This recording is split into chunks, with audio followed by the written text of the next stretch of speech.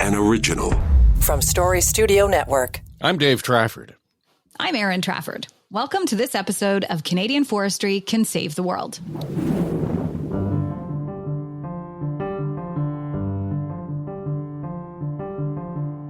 This is the podcast series where we explore the role the forestry industry can play in fighting climate change. And in this episode, we are going high-tech in the bush. As in sharper axes and newer chainsaws? That might have been current thinking, quote unquote, 60 or 70 years ago. If you ask any girl from the parish around. Hearing this song, that the NFB cartoon that became that cultural earworm for so many Canadians. It's that image of the lumberjack that historically and culturally is ingrained in us. It tends to inform the general perceptions of forests and the forestry industry today. Francis Charette is on the front lines of the effort to change that perception. My name is Francis Charette. I'm a manager at FP Innovation in digital transformation. He's leading the digital transformation team at FP Innovation and readily admits most of us don't really think of forestry as a high-tech industry. In the mind of, let's say, the general population, when they think about forestry, they still think about someone with an axe that goes and harvests the forest because it's part of the history of our country. Yeah, we've learned that companies like FP Innovations are working with and developing leading-edge technologies to manage and harvest the forest. Just stop and consider Francis's portfolio for a hot second. He manages digital transformation in a forestry company. Coding, computers, mapping, and modeling are the tools of the forester and the forest manager in 2024. Things have changed. This is a very exciting time to be in forestry in terms of technology. High-tech and innovation are the 21st century muscles that forestry companies have developed. And now their toolkit includes satellite surveillance and artificial intelligence to monitor our forests and transport timber. Currently, we're building platform technology that focuses on digitizing the timber harvesting supply chain.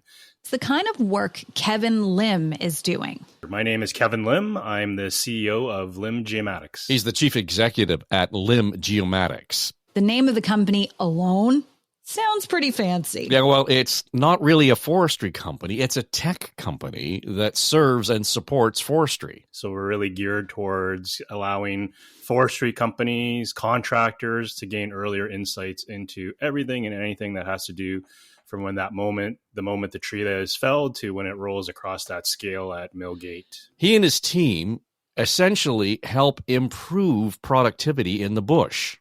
It's really around efficiency. Which adds value. There's that phrase again. We talked a lot about the added value of using the whole log. In this case, Kevin's tech adds value by streamlining forest management. For us, what we have is really a platform comprised of various software tools that helps foresters be more efficient in their day-to-day operations. Even the management of the equipment used in harvesting or transporting timber. Wouldn't it be great to know where your machines are? Something as simple as that versus how many times has someone boots on the ground driven out to the bush and this is where the machine's supposed to be, and then you end up spending 30 minutes to an hour driving around trying to find this machine. Kevin told me it even comes down to managing the time it takes to load logs onto a truck or into a storage space at the mill. Are you interested in saving 4 to 5 minutes per load? It translates to massive cost savings to the organization. So yes, tech solutions can and do improve efficiencies and productivity. But Francis says they're using automated robotics to load and unload trucks.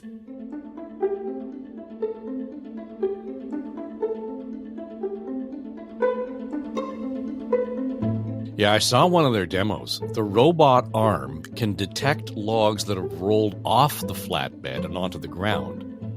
That use of tech alone makes the operation a whole lot safer for crews on site. A sensor on a machine will never experience fatigue or will never take a break to have a cigarette or so. It's operate all the time, day, night, whatever. So in terms of safety, it's way safer. And we really should not be glossing over this point. A safer workplace is added value. Injuries or worse in the bush or at the mill take a human toll. Without being glib, I mean, keeping your workers healthy and safe saves time and money. So that means the technology needs to be proven, and it needs to meet safety standards. This is one of our job at FP Innovation to validate that these technology are safe first, because the policymaker, this is their main interest, to be sure that it's safe, and then also to demonstrate that is efficient, that can work with the road infrastructure that we have. That's never more true and never more important than when you consider FP Innovations is working on platoon trucking. In terms of technology, for platooning, we're almost there.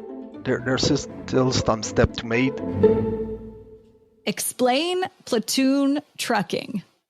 It's essentially a driver-assisted automated vehicle. Automated as in self-driving? Almost. Okay, hang on. So we're talking now about logging trucks with no driver. Well, not right away, but it is on the horizon. Yeah, exactly. That's a first step towards maybe eventually having driverless vehicle. But the first step to introduce this type of technology is the platooning, because you still have a driver in the first truck, and all the other vehicle in the back are mimicking the first truck. Think of it like a tandem truck. You already see them, the tractor pulling two trailers. In this case, there'd be 2, maybe 3 separate vehicles. They travel in a platoon formation, one following the other. The lead vehicle is driven by a trained operator. The rest of the platoon follows in line through what they call a drive-by-wire and autonomy system. Okay, so fully admitting that makes me a little nervous. Well, there are all kinds of benefits and added value using this platooning system. But it won't amount to much if your nervousness isn't considered. So the technology's being tested and evaluated with the hope of having it ready for the road by the mid-20s. And of course, safety is a prime consideration. We're almost there. There's still some step to made. Validation on safety for sure to prove to all legislation, government that it's safe to operate, and they need to some accreditation also for any vehicle to operate on forest road in Canada. So, but the technology is almost there, and I think that the public acceptation of that will come as they will start to see it. So a great example of the need to gain trust in technology. And that trust has to come from those of us who aren't operating the platoon, but are sharing the road with it. There's a trust that will be acquired by seeing this vehicle, talking with people that will operate it. And I think it will slowly go from no way, we don't want that in our forest, to know what it seems like a good solution to be able to get our operation productive and being competitive on the market with the product that we sell. Okay, so I'm still admittedly a little leery of this idea. Okay, think of it like a souped up version of the cruise control you have in your minivan. In some sense is similar to adaptive cruise control that we have on recent vehicle. So, but let's say way more robust than what we have on general vehicle, and adapted to the forest road. In this case, it's designed and developed to manage the unique challenges and characteristics of a forestry or a logging road in all kinds of climate and all kinds of weather conditions. Whoa, okay, we could do a whole show on this. Yeah, the tech isn't just coming. I mean, we got to be ready for it because it's going to be interesting to see how and when it rolls out.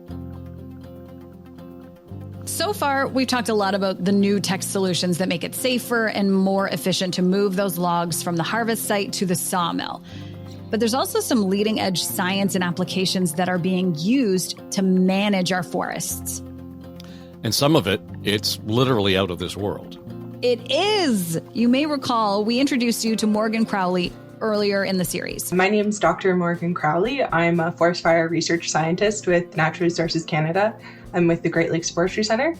Yeah, she does research for the federal government here in Canada, but that's not all. I'm also one of the science tier leaders on the upcoming Wildfire satellite mission, which is run by Natural Resources Canada and Environment Canada and the Canadian Space Agency together.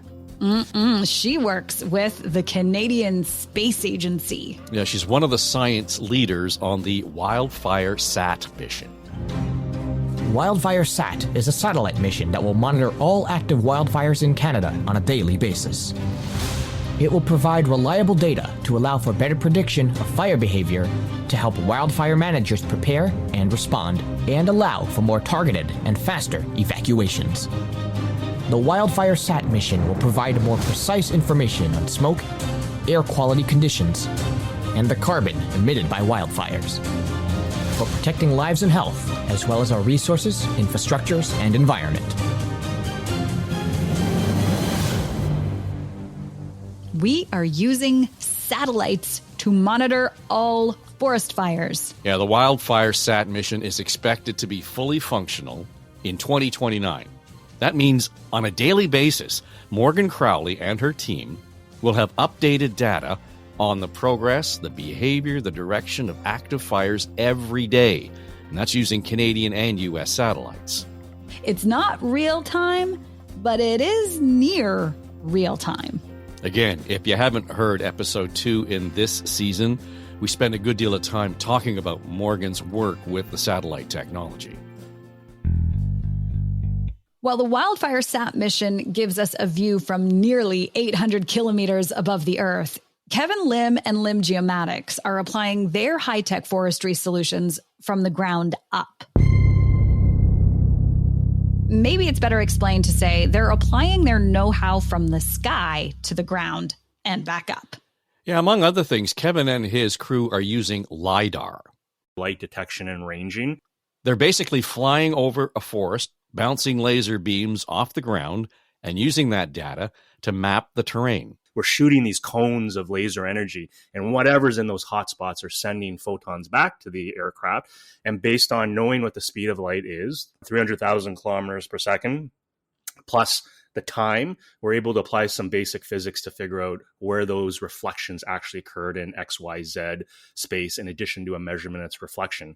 So ultimately, this LiDAR technology is creating a three-dimensional point cloud that's very, very accurate and precise in its georeferencing. That sounds pretty fast and efficient. Well, Francis would use the word precision.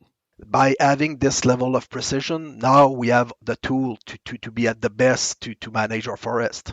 That data is precise, even granular, in as much as some applications are getting close to being able to identify the species and the size of the trees in the forest. To be able to classify object and say that this is a tree, and going deeper, this is a spruce, a white spruce, and this is a white spruce that has a 10-inch diameter. And once you have all this classification made, then you can start operating and take decision. So that LiDAR can get through the thick canopy of the forest? Yeah, don't ask me how, but Kevin assures me that's exactly what it can do. And that was one of the appeals of LiDAR technology, is it could actually penetrate the forest canopy and get to the ground. So you can still map the terrain, but you also benefited by having all this data, this rich data about the forest canopy structure that you can then use to apply to other types of predictive analysis or forest inventory analysis. Okay, and once they have that data, they use the information to create essentially a 3D map. That's what they can do now. And I think that the next step is probably to think about a digital twin of our forest. So having a virtual representation of the forest that is almost identical as the real forest. Francis talks about twinning the forest, creating a virtual replication of the forest. Sounds like the foresters can do a lot of this analysis then from an office or a lab space when they're planning large-scale harvest operations. You have a better data product that might inform you where it's too wet or too dry, or it's too steep, or there's a safety concern here, or maybe you have some ecological areas or environmental areas that you shouldn't go into. you now have a better data product that you can use for inventory, in-field operations, for better decision making. It's truly a game changer. It informs inventory decisions, and Kevin says it'll come to a point where the historic data, the body of information, will be used in a predictive way that's going to be able to help companies decide what kind of machinery they need, or even the contractor they might hire to manage that block of forest. You got these 50 blocks. Well, you know what? This block is going to take this much time by phase. This one's going to take this much time by phase. We can do that. We're in a position to do that now because past data, past operational data, we can use to train an AI model to do predictive analytics to inform you on, you know what, don't send this type of manufacturer's machine with this head size because it just historically hasn't worked well for those types of conditions and that type of species. Or don't send Dave. He's terrible in the winter months, but Kevin's a rock star because he takes his vitamin D, and send him with his equipment instead. We're at that point where we can answer those types of questions by having this LiDAR data, with having the right software tools and platforms. It's an exciting time. Yeah, I'm going to be the guy in the office, Kevin. Me too. Nowadays. And the ironic thing is, as we talk about this, Dave, a lot of folks think, wow, it's like, this is technology like brand spanking new, the last couple of years. LiDAR, I think the earliest application in the literature, in the peer review literature, was in the late 60s, early 70s. And so it was the confluence of GPS maturing, IMU, inertial measurement unit technology, range, LiDAR technology. It was the confluence of all these technologies maturing, coming to the point in the early 2000s that finally it was like, hey, this is actually something workable. But that's a fun fact. A lot of people think, oh, this is like brand spanking new. It's like, and the reality is, no, there's a long, even before my time, there's a lineage of innovators that were blazing the trail well before we even realized that there was the potential for forestry.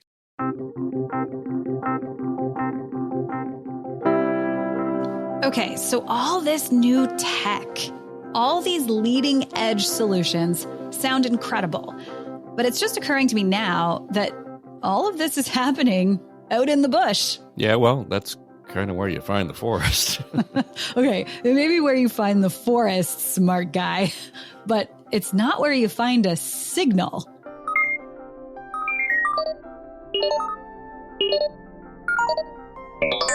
So great to be able to collect all the info in real time, but not that efficient if you have to travel to a site that then allows you to connect to the internet.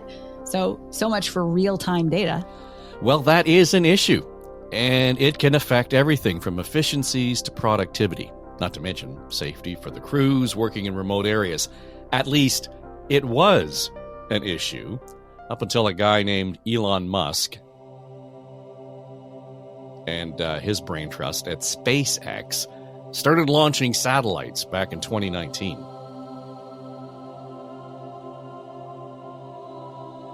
We heard about the satellite constellation that's at the heart of the Wildfire Sat mission. Well, SpaceX has its own constellation. And as we record this episode, they have about 5,300 satellites in low Earth orbit. And that has to do with our foresters how? Okay, so the satellite constellation is the forest's connection to the internet. Starlink uses the world's most advanced satellite technology to deliver high-speed, low-latency internet all over the world. Game changer. Not sure I'd have thought of Elon Musk when considering the advancements in forest management, but it does bring us back to what we've learned about innovation in this space. I mean, it is a new way of thinking about and approaching an old idea or a problem. Yeah, in this case, the connectivity, that internet of the forest, means, a researcher in Alberta, for example, could gain information collected by and stored in a machine, say, sitting in the boreal forest in northern Quebec. So now Starlink is enabling all the possibility to exchange data with machine in real time, and it's not there right now, but eventually I think it could enable to do remote operation. Whoa. The possibility of operating that machine remotely is now a fascinating idea. Yeah, there will be a day when an operator could be sitting at a computer in Toronto, running the machine in a forest north of Timmins. This is not something done yet, but this is something that could eventually be done with technology, with having high-speed internet and forests. As cool as this all has been, though, we really are just, once again, scratching the surface on a lot of this new technology that's emerging and being developed. And as we've heard, it's all being used to make the forestry sector more efficient and more productive. Better prepared when it comes to harvesting the forest. Better prepared when we face the next wildfire season. Yeah, it's hard to listen to all of this and still somehow think that the forestry sector is lagging behind when it comes to innovation. We are right now in movement to change drastically how things are done in forestry because of the technology. In our next episode, we're going to turn innovative thinking around. We'll learn how old thinking is at the heart of new solutions. Solutions that help forestry play its role in the fight against climate change. For our producers, Becky Coles and Jen Hudson, our technical producer and audio editor, Mike Trutler, for Dave Trafford and the whole team here at SSN, I'm Erin Trafford. Thanks for listening.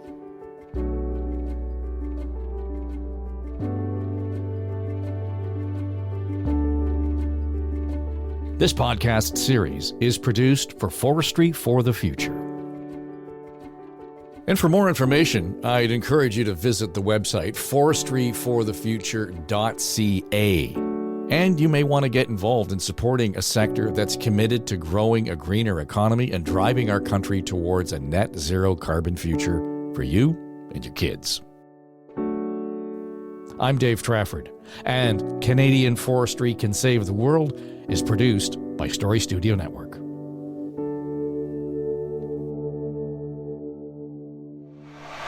This is SSN.